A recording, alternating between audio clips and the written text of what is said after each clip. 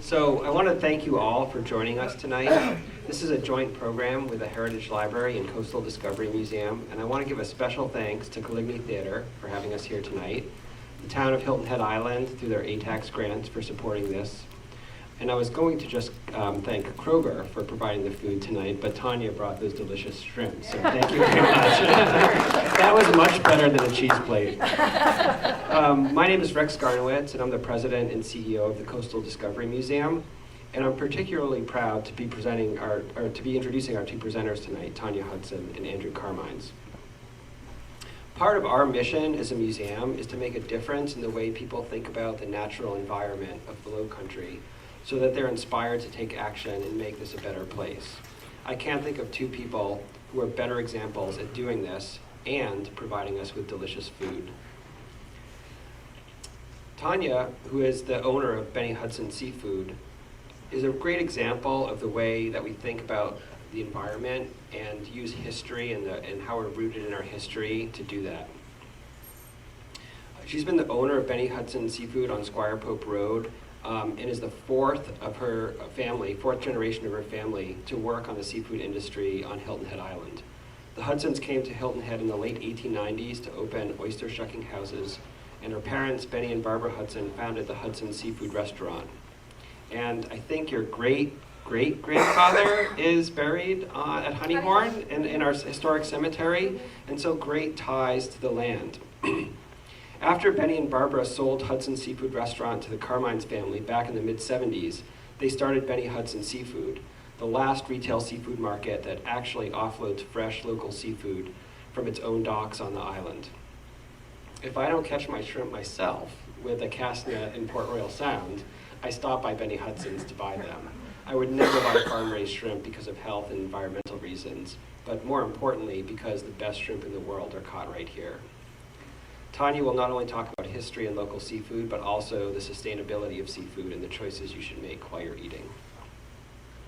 Andrew Carmines, now the owner of Hudson Seafood House, recently launched Shell Ring Oyster Company, an idea that was sparked after a late-night discussion while he and Rob Rowe were shedding soft-shelled crabs. And it's that season again, isn't it? That's Are you correct. staying up late at night? Oh yeah, we're going to talk a little bit about that. The next day, Andrew remembered a quote he read in science class at Hilton Head Prep. It said something like, "In order to right all of the negative ecological impacts humans have caused, we need to look toward nature to learn how to better protect our environment." Already, Shell Ring Oyster Company has made a huge impact. The oysters they grow are continuously improving our local water quality. 70,000 plus oysters that they harvested in their first year each filtered 15 to 20 gallons of water a day. So that's 500 million gallons of water that were filtered. By working closely with DNR, they also hope to reestablish an area where they can reutilize and redistribute the discarded oyster shells around the Hudson restaurant property. This is especially important to the Lowcountry because the area has very little hard substrate for oysters to attach to, and therefore the vast majority of oyster larvae die. Our Lowcountry now has a sustainable alternative to wild oysters and ensures that people continue to enjoy our local oysters, which have an unrivaled and much celebrated flavor profile. In addition to being good for the local economy, you have created a business that is sustainable and good for the environment. And so we thank you and introduce our first speaker, Tonya.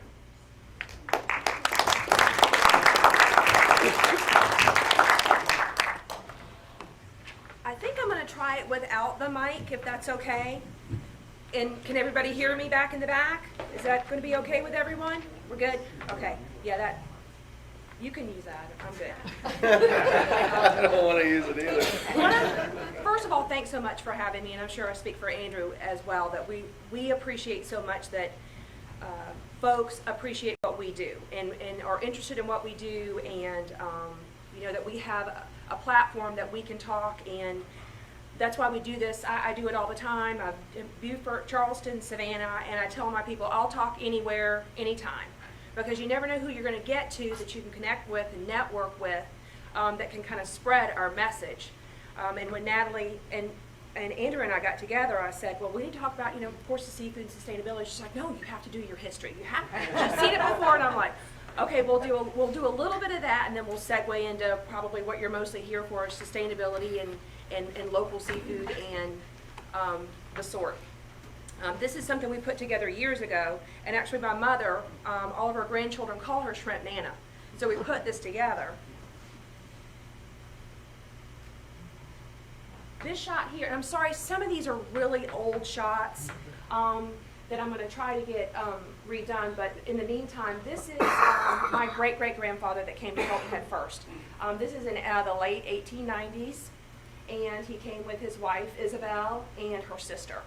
And they had, does anybody know, well, I'm sure, well, Mr. Barnwell, don't say anything, but does anybody else know this house on Squire Pope Road?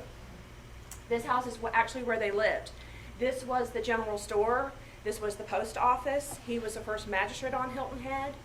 She was a nurse, and so birthed all the babies on Hilton Head. And back then, you would trade birthing a baby for an apple pie or a pig. It was all trading. There was no currency at that time. But this is where they started out.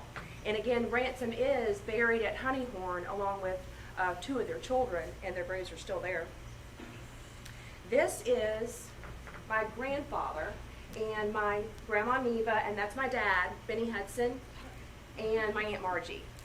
This was in the late 50s when we started. Basically, that's when things started to ramp up. Andrew and I were talking, I mean, basically, there were 5 white families on the island, and there were over 4,000 black folk. And pretty much at that point, either you were a farmer of the sea or you were a farmer of the land. But again, we didn't have bridges, no electricity, so it was very hard at that point to make a living.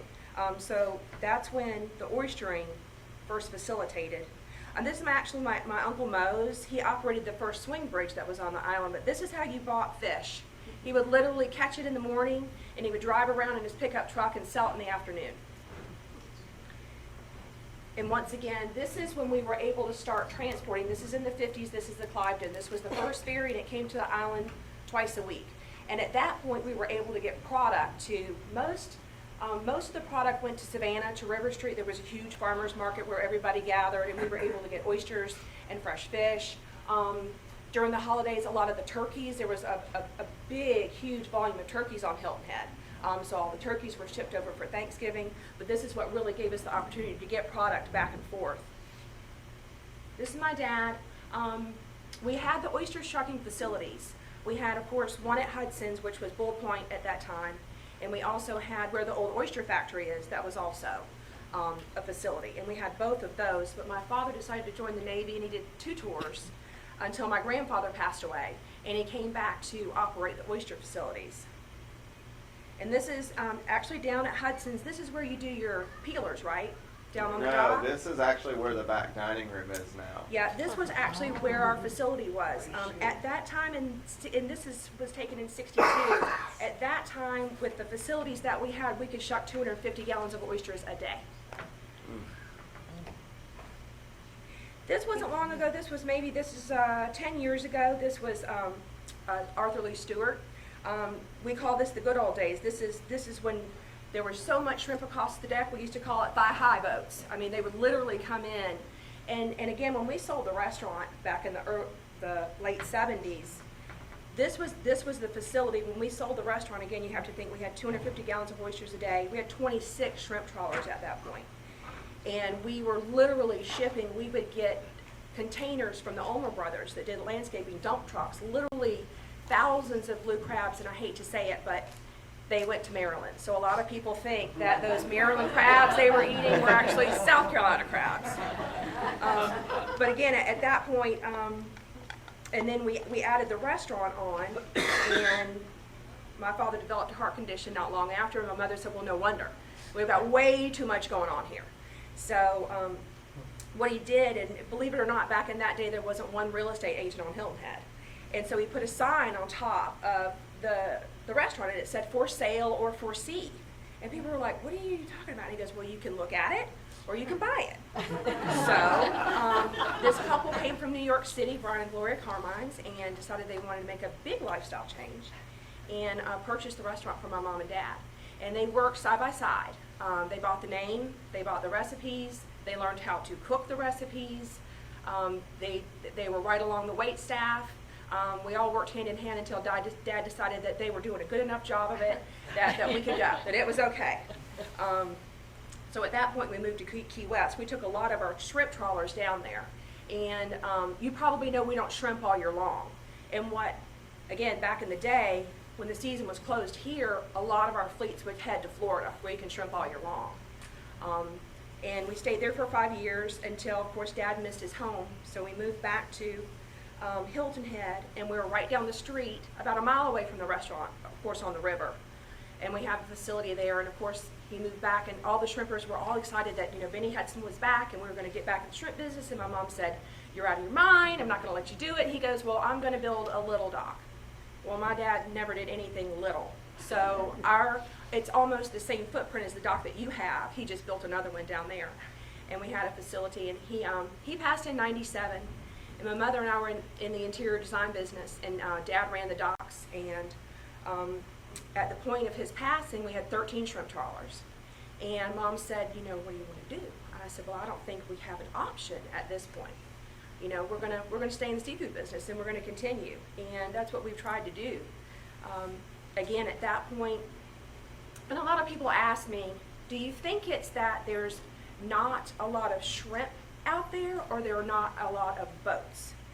I think it's a blend of the two. I've seen over the years the numbers. Again, before he passed and 5 years after, we literally had so much shrimp we had no place to go with them. Semi-trucks would come from the Gulf, which we call breeders, which is like Sara Lee, Red Lobster. They would take shrimp from all over the southeast coast, and they would take them all to the Gulf, and they would bread them, and then they would commercially sell them. And again, we would get rid of these shrimp for pennies on the dollar. And now we're down to, we have 3 of what we call our boats, our houseboats, that stay at our dock all year long and unload with us. And then we have 2 transient boats. And again, if the shrimp are what we call hitting our area, we'll have boats from Tybee, we'll have boats from Charleston come and unload with us. But again, the numbers are substantially down. And it was probably about the time that we were having so much good quantity across the dock that the imports came. Because a lot of people say, "Tonya, I can go to Sam's, and they have those nice little shrimp rings that you can buy, and they're already cooked in the cocktail sauce." And that's the problem that we're having. It's not that people don't care. It's kind of an American way that we used to think of, I want it now, it's cheap, it looks good, I'll have it. It's not that they don't care, but they just don't have the knowledge. So that's why we do, again, these engagements and try to get people just interested and educated and asking questions. It wasn't that long ago when you could go into a grocery store, and you probably remember it just said salmon. It didn't say previously frozen, chemically enhanced, didn't have point of origin, and that wasn't that long ago. And what happened is, along that time, China, we call it the Big Ten, China, Vietnam, Indonesia, South America, you probably heard all of these, they started producing, because they've always pond raised, and they've done it for centuries, fish. But what they started doing was they took our white shrimp species, which is the same shrimp, and they produced them over there. Now you have to consider these countries don't have any safety standards. And literally, in a year, there could be billions of pounds that come over from across the pond and get into our infrastructure and that are sold. And again, they look sometimes like our shrimp, and especially if you're at the restaurant point, it's already breaded, it's already got garlic sauce on it. You can't tell the difference, or most people can't tell the difference. And what would happen is, it was happening so fast that the government literally couldn't keep up. There were billions and billions of shrimp coming across into our system that, and again, they say, even now, today, with them trying to keep up, less than one, out of the billions of pounds that come across, less than 1.5% are checked for safety standards at all. And again, the government just, they couldn't keep up, and there's no safety standards there. I've heard horror stories, and again, a lot of people can't believe it. You can Google it. I mean, literally, I've heard, any doctors or nurses that have heard of chloramphenicol, it's an antibiotic that's banned in the United States for consumption, and it's used over in Asia and South America what happens is the ponds get filled, and the shrimp, there's so much shrimp that the shrimp gets sick. So what do? They fill them with chloramphenicol. Now you have to think, so not only they drain the ponds and then they freeze them. Well, they freeze them in huge, huge quantities at a time. And then they're sent over, and then they're sent to probably a huge warehouse, say in Atlanta or in any of the larger cities, and they're broken down again. They say by the time it hits your grocery shelf, on average, it's been thawed out and refrozen 3 to 4 times. You ever get a shrimp somewhere and it's not necessarily does it smell strange, it smells chemically, that's the antibiotics they use, or sometimes the shell is like really thin or mushy. That's that thawing and freezing process. And again, you also have to consider usually what they will do, and that's even in the States, once those shrimp get here, they're filled with sulfites, and sulfites is a basic preservative. So that your grocer or whoever is selling these shrimp, retail facilities, they can hold these shrimp for 4 or 5 days. So again, you have no idea what they're filled with, what they've been dipped in, and how long they've been there. So again, this is through the years, and Mom and I always like to say we were organic when organic wasn't cool. We have always constantly been pushing our product. You can't compare our product to that product. It's like apples and oranges.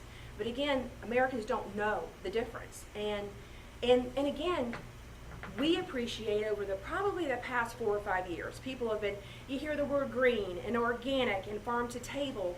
A lot of these chefs are catching on to this, and they want the freshest product, and they're willing to pay for that product, because you have to understand the problem that we have is because most Americans don't know. Again, shrimp has become the most popular seafood in the United States, but our quantities are down because a lot of the men are getting out of the business because it's a nationwide standard. That price is set because Americans are consuming from all over. That nationwide price is set, and there's not anything we can do about it. So it's not that we have to just set a separate standard, almost like farming, like organic lettuce and farmers market produce. I mean, you have to understand it's just set at a different level. But consumers have to know what they're buying, when they're, just like it kills me when I go into a restaurant and their fresh fish is tilapia. Right? Yeah. And again, it's not that now that the chefs have been coming into play and really pushing an organic product, and consumers are wanting that product. Now I'm always like, oh great, now I've been talking this big talk, can I do the walk? Because now I'm at a standpoint, again because of that vicious circle, that guys are getting out of it. I mean, boats are expensive. Nets, a set of net can be $10,000, $12,000. You tear a net, these guys can't even afford insurance for the boat. Boat gets a leak, it sits at the dock. These guys can't afford nets. And because it's such a labor-intensive, way to live, a lot of guys, the granddad used to give it to the grandson, gave it to the grandson, and now the grandson's going to computer school. He doesn't want to be on the back of a shrimp boat. So again, we just have to set this standard and kind of rally back. And it's not that, say Kroger, when Kroger came in, when Whole Foods came in, the first person I think they called was me. Well, we want your product. Again, I can't, with what I've got, I can retail everything in my retail market. I've got chefs blowing my phone up all the time. I need your product, I want your product. So it's not like you can't get it in other spots. We have it, Hudson's has it, but there's great wholesalers in Savannah. There's great wholesalers in Charleston. It can be gotten. I know the chefs, they're chomping at the bit for it, and I wish I could supply it.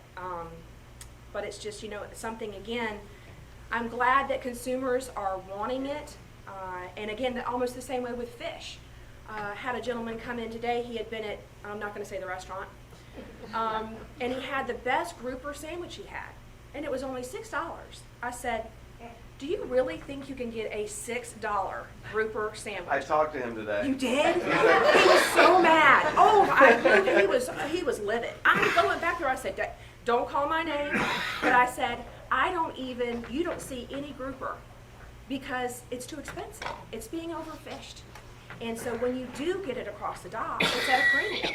And I said, there are so many other sustainable fish that are available right here. Triggerfish is almost identical to grouper. You've got West Coast Corvina that's absolutely wonderful. There are so many other fish. Once it gets to that price point, I'm not going to carry it. But again, you have to know the questions to ask. I mean, it amazes me. Like red snapper. You can't even fish red snapper around here. How is it fresh on your menu that you got it today? You know, you just have to have the knowledge. And again, I could tell these stories all day. This couple went to this restaurant and asked where the shrimp were from, because that's what most of my customers now know to ask, and they ask the wait staff. Well, you would assume that the wait staff would know. And she said, "Oh no, honey, we're not shrimping on Hilton Head anymore. There are no more shrimp boats." This is a wait staff personnel that doesn't even know what she's serving. So sometimes it's up to the consumer to be aware of what you're getting. And segueing into that, I've been working with the South Carolina Aquarium that's out of Charleston, and they have what's called the Good Catch program. It's kind of similar to the Wild American Shrimp program. I don't know if you heard of that. That was years ago. Unfortunately, they ran out of funding, but this is kind of like something for the consumer. You can go online, you can find out what kind of fish are available in your area, you can find out what's local, you can find out when it's in season, when it's not in season. They also have pocket flyers you could carry, and it has different species of fish, like when vermilion snapper's in, when swordfish is in. So you know, and you might want to share this with your wait staff if they're, you know, don't know what they're talking about. But this is going to be, again, they just started this up, and I just got these samples. But I'm hoping it's going to be a good marketing program, and they're going to do a lot of TV, and they're going to do a lot of print, and they're on the web. So this is something that I think, you know, is going to be good for us too. So we appreciate the aquarium for doing that, and that's just all money that they've raised, that they're trying to come alongside us and help us out, and eventually. And it's not like it's not only an economic issue; it's a health issue, and we appreciate it. I've been here 4 generations. My daughter's 15, so she's not really into unloading shrimp boats right yet. But I'm talking to her, and hopefully we'll get that 5 in there and continue on with what we've been doing. Any questions? Or you want to do Q&A now, or you want to come on up? Let's let Andrew, Yeah. if you don't mind. Sure, Well, sure. I was just gonna say, we can just stop there. Whatever she said is good. I tried to leave some stuff alone for you. Yeah.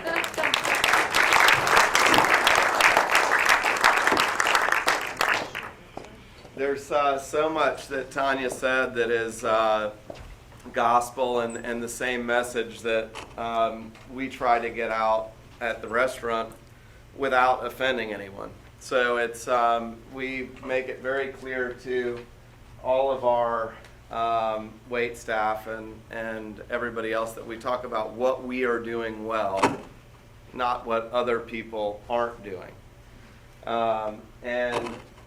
You know, taking the high road as far as that goes is something that's important, and you know, it's up to the customer to decide what it is that they will ask and what it is that they would like to know.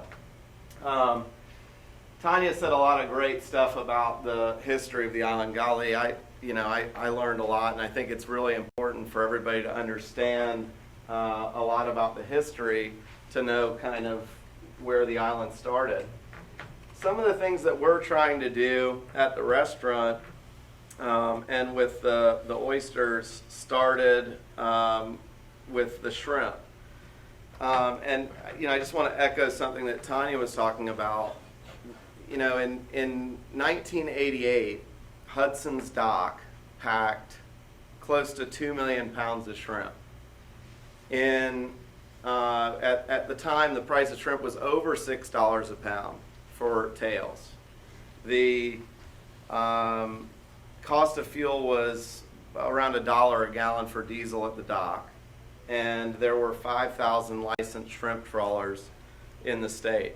In 2010, the price of shrimp at the dock was less than $5 a pound.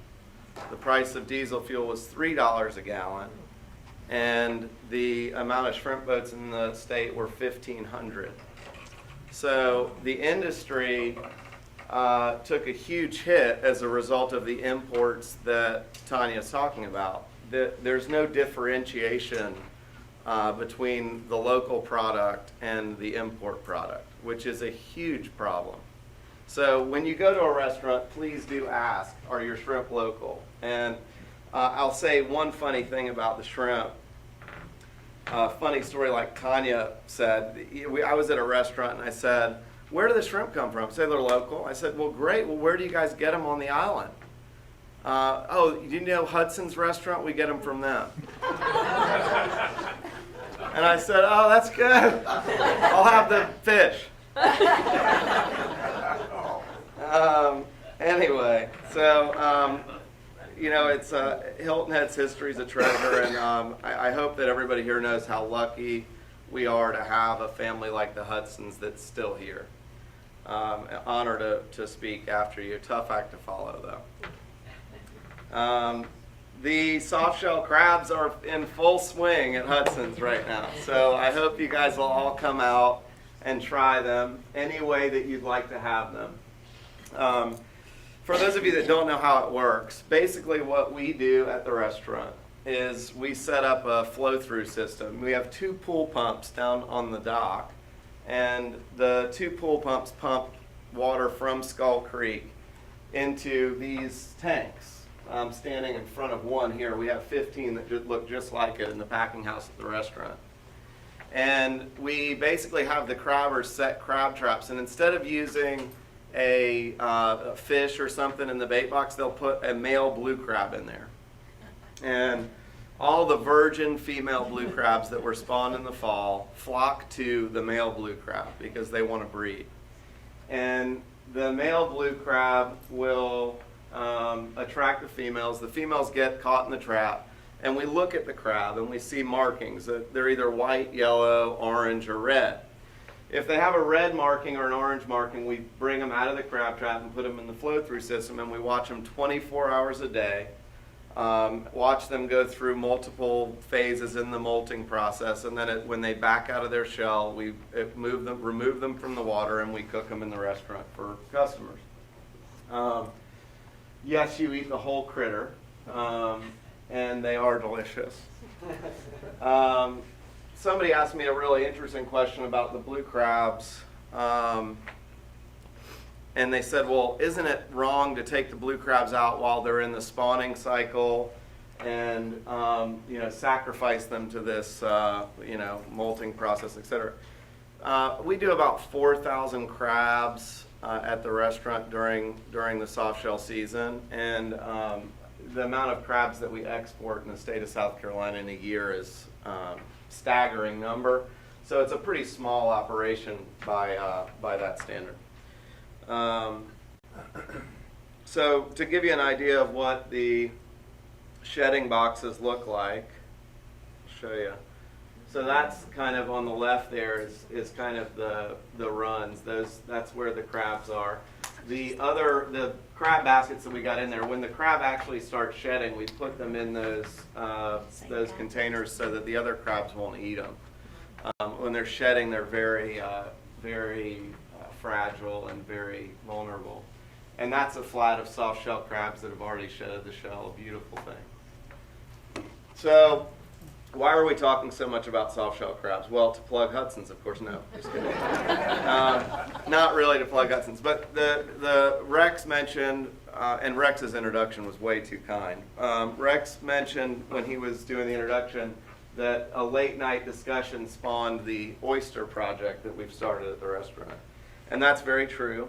At 3 o'clock in the morning, we were shedding soft shell crabs at the restaurant. And it was about the end of the season, and we'd been up 24 hours a day for 3.5 weeks. And I looked at Rob, and Rob looked at me, and he looked at me and said, what the heck are we going to do when we don't have to watch crabs 24 hours a day anymore? And I said, well, I think I've got an idea. And that's kind of where the oyster company was born. We decided that we were not going to be bored and not have something to do after the soft shell crabs. So that process was, it started out as kind of that little conversation, and it went to having a conversation with DNR, and then so Rob and I went up to Chincoteague Island, Virginia, and spent 3 weeks up there with some guys that grow oysters, seriously grow oysters. And these guys grow 2 million oysters a year, which makes our piddly little 120,000 oysters look like a science project. But surprisingly, the guys in Chincoteague were extremely nice to us and just gave us as much information as we wanted. I mean, they took us out every day, didn't ask questions, and really kind of showed us how they do it, and that was really interesting. So now all of a sudden we get back from Chincoteague Island and we're saying, well, this is, maybe actually a possibility. We might actually be able to make this work. So we started building cages.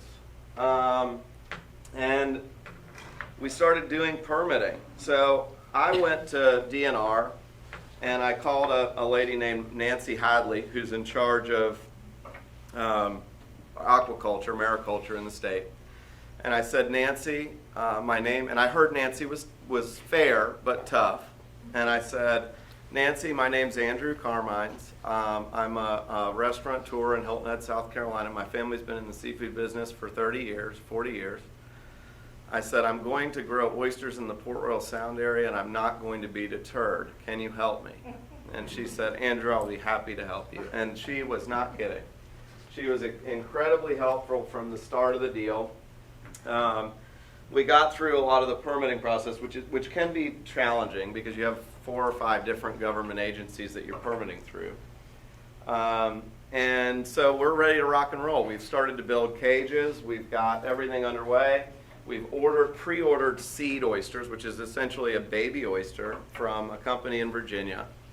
And we're ready to rock and roll. And I called Mike Congrove with Oyster Seed Holdings in Virginia in early March, and I said, Mike, I'm ready for my oyster seed. When can we get it? And Mike said, Andrew, you need to call Nancy Hadley. I said, okay.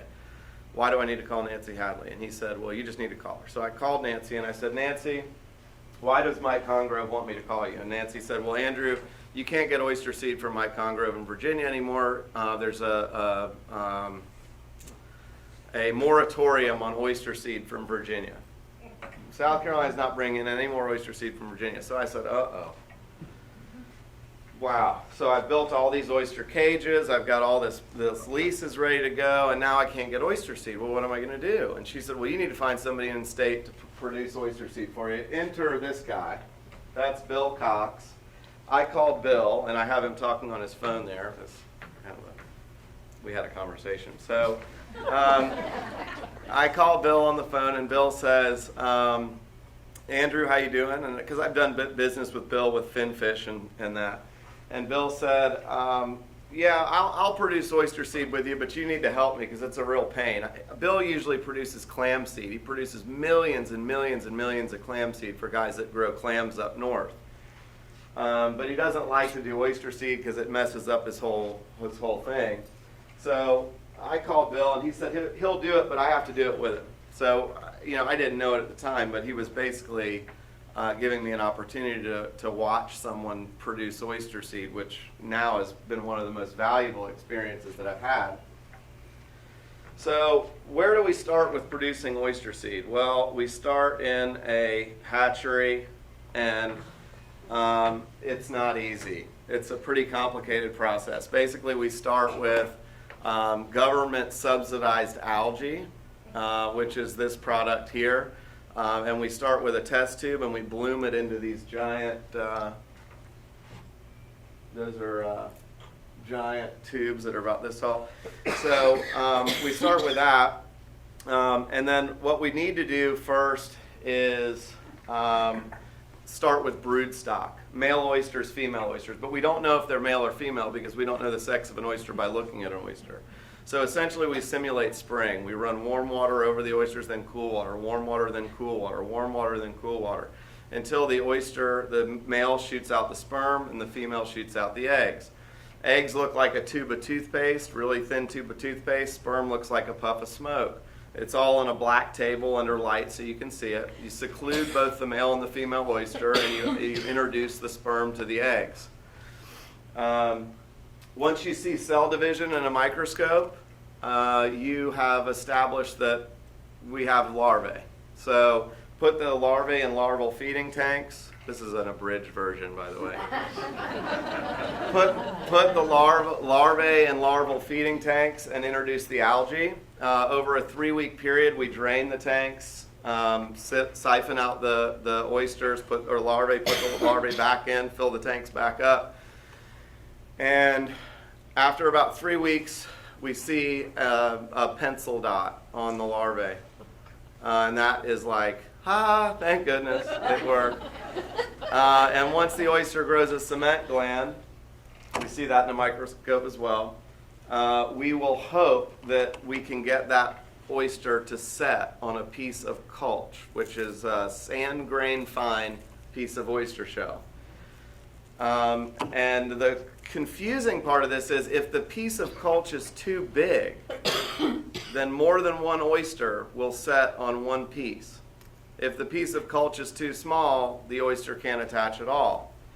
So we have to grind the oyster shell to spec, which means we start with a 50-pound bag of culch and we end up with about a cup of culch that's the right size. So anyway, sorry, I got off track. We take the oyster shell and we put it in what's called downwellers, and then we do a 1 milliliter sample of the water from the larval feeding tank. That tells us how many oysters are in 1 milliliter of water.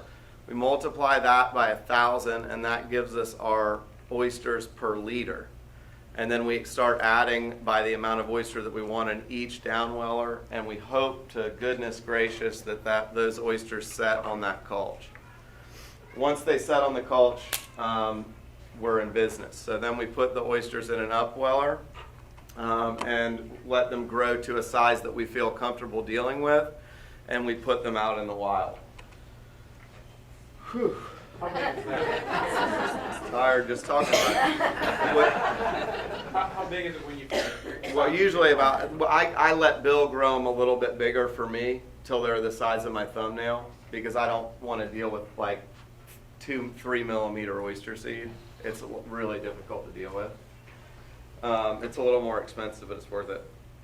These are the downwellers. These are where they look like 5-gallon buckets to me that the culch goes in the bottom of.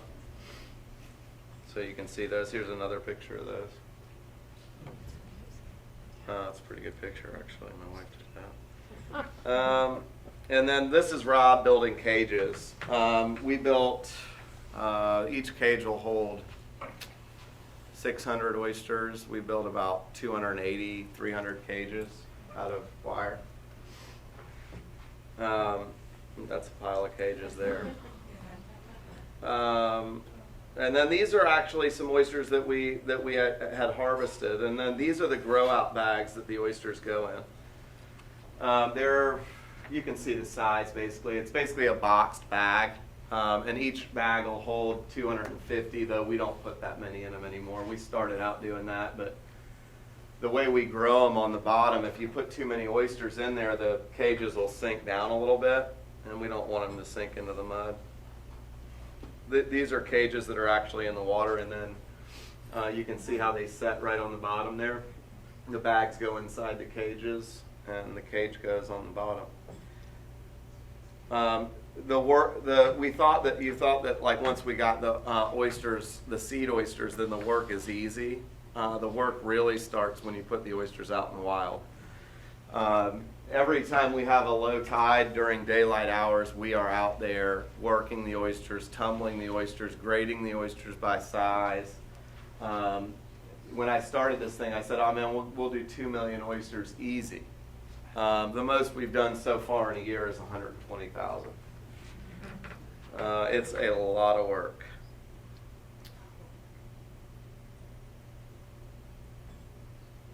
Here's another picture of oysters. Oyster cages. Is that in Port Royal Sound or? Yeah, it is. It is. Yeah. All right. So this was one of the happiest moments of my life right here. When we grow oysters for single select oysters, you guys. Some people say, well, why do you grow oysters? They grow everywhere. Well, the oysters that grow in Beaufort County, most of them, not all of them, they grow in clusters. And when they grow in clusters, they're fighting each other for food. And they're growing long and skinny to try to get away from the other oysters to get to the food source. When you pick those oysters and shuck them, they taste great. I mean, they taste like a local oyster. The texture is different. It's watery, less firm, less dense when you eat the meat of the oyster. And they very rarely get nice and plump, and the shells are very brittle. So for a marketable oyster on the half shell, it's just not financially viable. When you're trying to grow a single select oyster, what you're trying to do is get the oyster to cup, where the oyster is at some point as deep as it is wide. And this was when we checked our oysters after about 6 months the first year. We had some humdingers in there. Very deep cup oysters. See, that's the oyster sitting like you would see it on a plate, and you see how deep the cup is. So when you shuck that oyster and remove the meat from the shell, you have all the liquid still residing in that nice deep cup. Same thing with the picture on the left. So that was a happy moment. This was another happy moment. This is one of the first harvests that we had.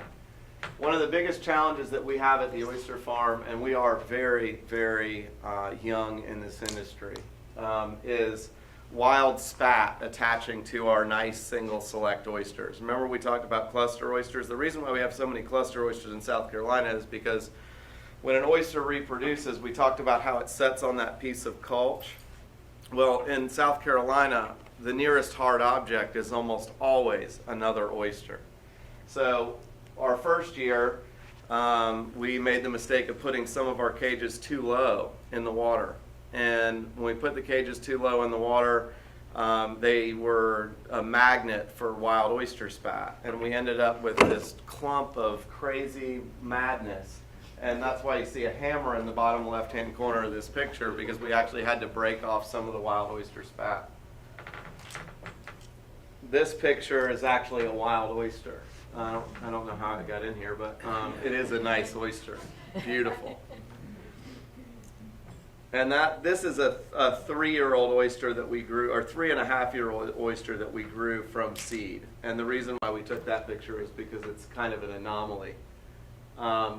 If I could grow oysters like that every year, we wouldn't have to worry about having a tiny little oyster farm. That product is a giant and beautiful specimen. I hope that one day we'll be able to grow those in regularity. And I think this is the last slide. This is another proud moment at the Hilton Island Seafood Fest last year, where we actually had some beautiful oysters from the farm that we were serving. So it's been the oyster company's been a very humbling experience, and it's been a lot of fun. And we are looking now to kind of turn some of the property at the restaurant into a hatchery and nursery in the next 5-10 years. And that would be something really exciting, I think, not only for the island, but for the local community and also environmentally. If we could produce oyster seed, we could reseed a lot of the oyster beds in the area, obviously with the help and blessing of the Department of Natural Resources. But we could really make a huge difference from an environmental standpoint if we could actually produce the seed on site here. Our cost would go down and the amount of usable product would go way up. And that could really make a huge difference for the local environment. Another thing that Rex mentioned was the project of kind of creating more habitat for wild oysters, which you can do that using green shell. So every time somebody at Hudson's eats an oyster on the half shell, we take that oyster shell and we put it back out in the wild so that wild oysters have a place to attach to, aside from another living oyster. And these are all projects that we're working on. And I'm looking forward to hearing your questions, one, and I'm also looking forward to kind of seeing where this project goes, because it's very exciting for us, as I hope it is for everybody here. Thank you. Tonya,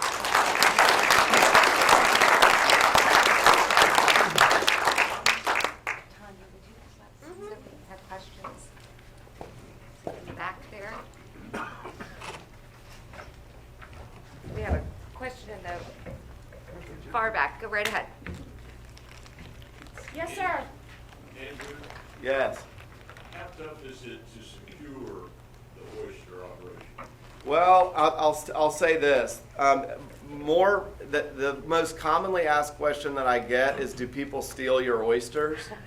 And I would say that it's not as big of an issue as what some people would think.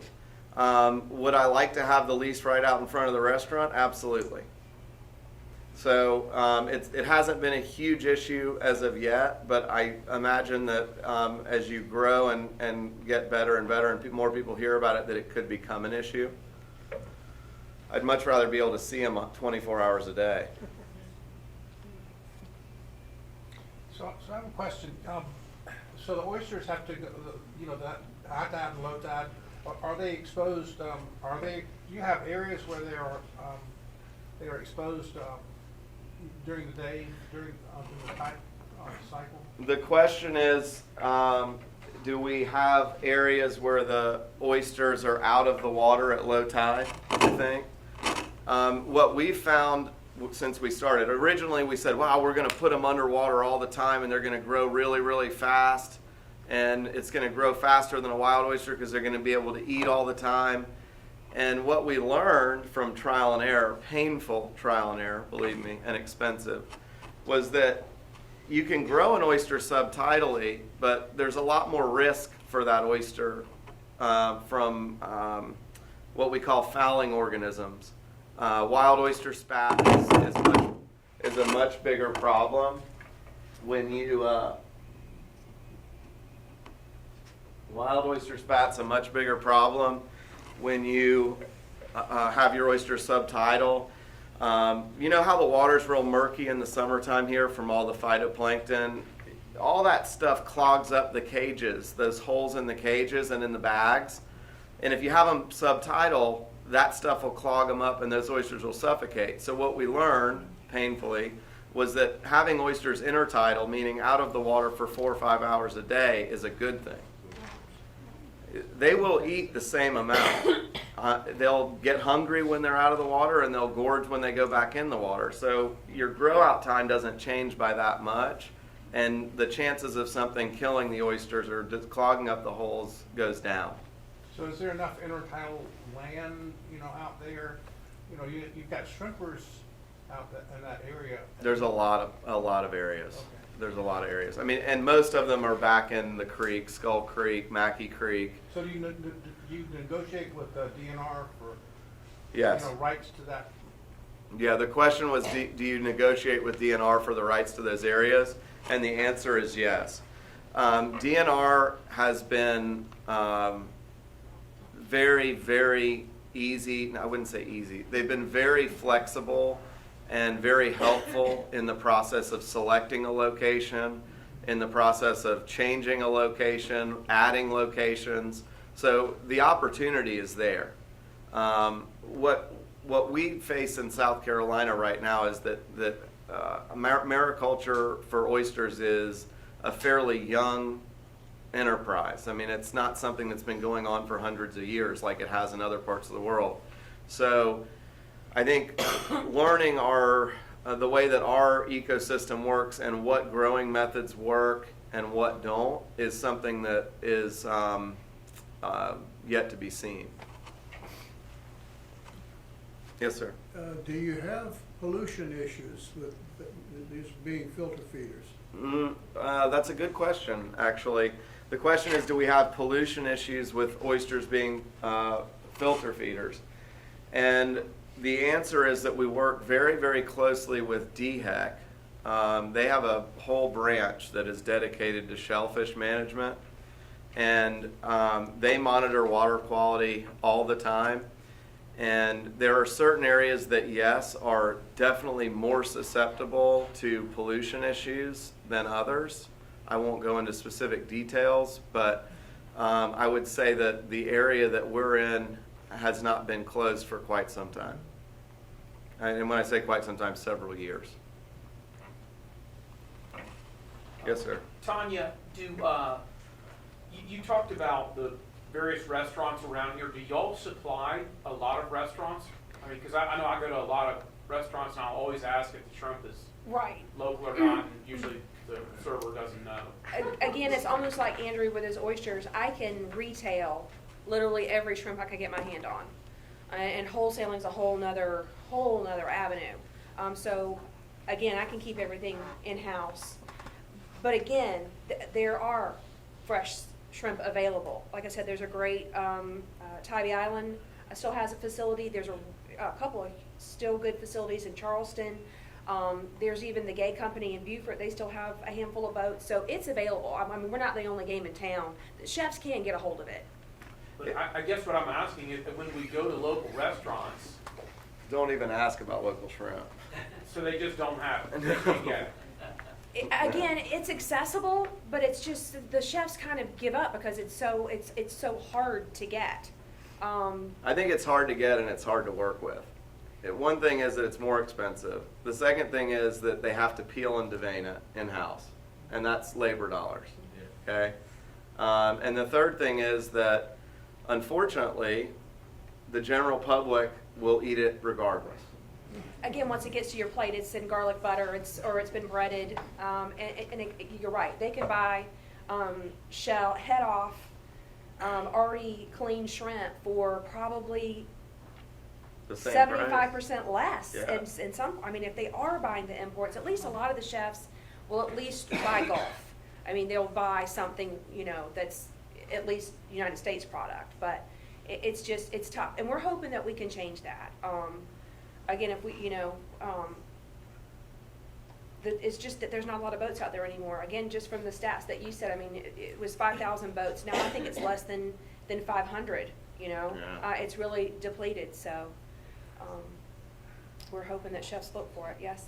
Tonya, I've heard your family history at your place a few years back, and I remember you mentioned something about the local shrimp being sold along 278 not being local. Well, you have to think about it, when you drive onto the island where they're all doing the bridge structure, Right. they're out there in February Right. with tubs of coolers. I mean, anybody with half a brain knows it's not shrimp season. So how did So- they get away with that? Well, again, I've called several governmental offices, Yeah. let's say, and it's not my department. It's not my department. It's not my department. And again, I don't think the government's like catching up. There's not really to me, that's almost like false advertising. Right. It is. And that's kind of what I said to some of the governmental offices, and they said, we understand your plight, but it's not my department. So I never got to that department. If anybody knows where that department is, let me know, and I will get back on my stand and do that. Out of curiosity, when is shrimp season? It depends. It's all, it's basically a water temperature issue and a salinity issue. The shrimp move offshore when the water temperature drops, and that's their spawning time, so they're offshore. So a lot of the times it starts in April, sometimes it starts in May. And I have a lot of tourists that come and say, well, last year when I came, it was shrimp season. Again, it's all to do with those various factors. And DNR goes out. Sometimes they get your boats, or sometimes they'll get mine and do test drags.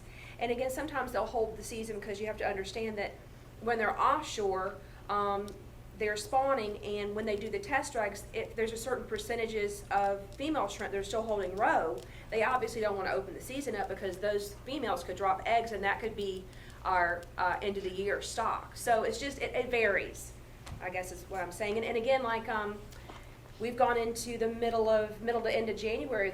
The winters have been so mild. Standardly, This year was really good. It was really good. The standard is December 31st, but we've gone into 2 or 3 weeks into January, which is great for us, and it was a great end of the season.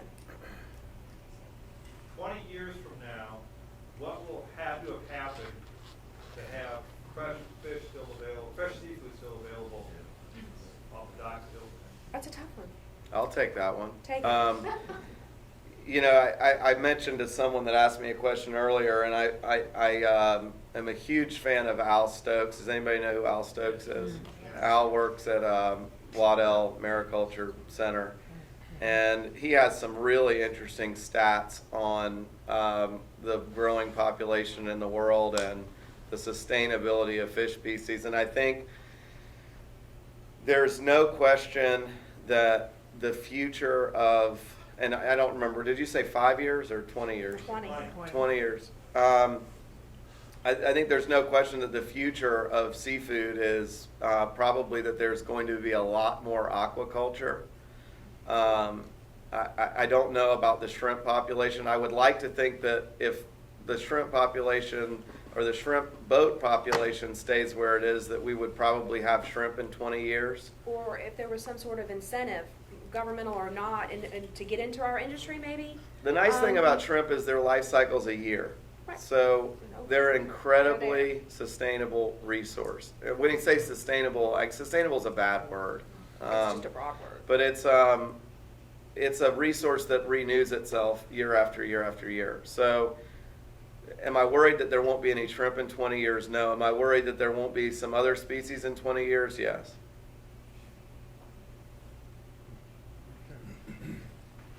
Yes, Heather? Andrew, can you tell the audience a little bit about tilapia? Yeah. Sure. Or But farm-raised fish in general or tilapia specific? tilapia. I mean, I think tilapia is one of those fish that grows really easily in ponds and mud puddles and anything else. You know, it's just like any other farmed fish species. It can be done properly or it can be done very poorly. I have people come to the restaurant and say, well, I don't want the salmon if it's farm-raised. Our farm-raised salmon that we serve at the restaurant is grown in open ocean enclosures in one of the cleanest bays on the eastern seaboard, period. So there are situations where farm-raised fish is of very high quality. And I think that that's something that people are going to have to start to bend and flex their morals or their knowledge on. Do I think tilapia is a wonderfully flavorful fish? No. But Called a whatever fish. it's a whatever fish. Whatever. And I think the reason that we're having this tilapia even discussion is because chefs are always looking for something that's inexpensive. It's an inexpensive white mild fish that almost everybody would eat. Again, it's a South American fish. That's its origin, and it's a wonderful fish. And again, now that Americans are realizing, South Americans caught onto it and said, oh, these Americans will eat this stuff. And like you said, it'll grow just about anywhere and eat almost anything. I don't know if you read the article 4 or 5 years ago. Again, there's no safety standards there, and they caught the South American company. They were pretty smart. They were raising chickens and growing fish, and literally they had the ponds with the tilapia underneath and the chicken pens on the top. This was 4 or 5 years ago, folks. So, yeah, and again, it caught on. It was inexpensive. The Americans would buy it, and so then it was forced, into this downward cycle of just people get, they get greedy, and there's no safety standards. Now, I have heard in the past 2 or 3 years that there's an American company that's actually gone over to South America, and they use American standards because tilapia is so expensive and there is a source for it. But they've gone over there and they've set safety standards, and again, it's a great American company. And I've seen the product and I've tasted the product, and it's a very good product. But again, you just have to know where you're sourcing from. Yeah, and there's again, a lot it's of farm-raised fish that's here. great. Yeah, There really absolutely.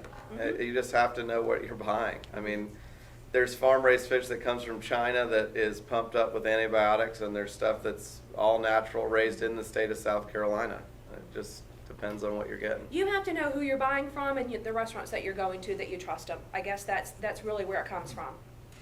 Tonya, you mentioned you had the sample cards. Yes. Where can we get those? Those are hot off the presses. I just got those last week. But they have the flyers, and then they have the pocket ones. Hopefully in the next week or two, I'll have them, and you can call me to see if I've got them in. I mean, they're going to send me cases and cases once. Bring us a case. I will. I'll bring you a case, and yeah. And we'll have them available at the market too. And Andrew will have them too, I'm sure. And again, Okay. the flyer is actually, which I didn't talk about, was what they're trying to do is collect a portion of restaurants that are willing, of course, to donate to their cause, and to, they're on this list that they only carry sustainable seafood products. So again, you're gonna see it's a small, it's just started, and it's just getting off the ground, but there's maybe like a handful of restaurants in Charleston. Since that's where the aquarium is, they're kind of starting there and broadening out, but that'll be able to tell you, you know, the restaurants that you want to go to. I know there was a push a while back for mandated sourcing information. Do you think that, and I don't know if that's still being pushed, or do you think that would make a difference, especially on the shrimp? Well, again, remember back in the day when you'd go to the grocery store and it just said salmon? Not long ago, it just said shrimp. You didn't know.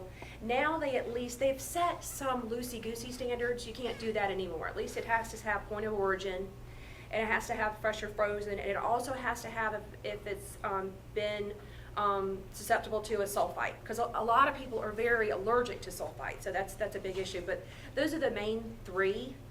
Is that federal or state law? That's a federal law.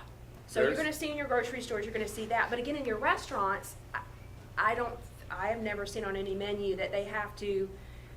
Again, grocery store standards and restaurant standards are two totally different things, even set by the federal government. So at least we got that, because that's something that our industry complained about. If you're going to compare us, at least give the customers the knowledge, you know, that they can look at this. And again, sometimes it's a teeny tiny sign, but when I look at salmon and it says farm-raised, chemically enhanced, previously frozen, that doesn't sound yummy to me. So I mean, at least we're getting that, but that's about it.